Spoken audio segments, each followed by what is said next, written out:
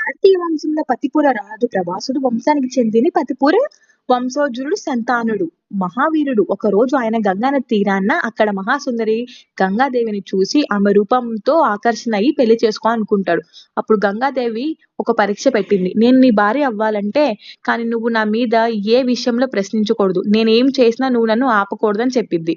వీరిద్దరు వివాహంపై సుఖంగా జీవించారు. కానీ గంగాదేవి పుట్టిన ప్రతి శిశువుని జన్మించగానే గంగలో వదిలేసేది.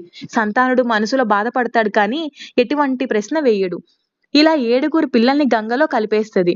ఎనిమిదో శిశువుని ఎనిమిదో శిశువుని మాత్రం చక్కగా ఉంచుద్ది. నువ్వెందుకు పిల్లల్ని నీటిలో వేస్తున్నావు అని ప్రశ్నించగా అప్పుడు గంగాదేవి తన రహస్యాన్ని చెప్పిద్ది. ఈ శిశువులు ముందు దేవలోకంలో అష్టవాసువులు.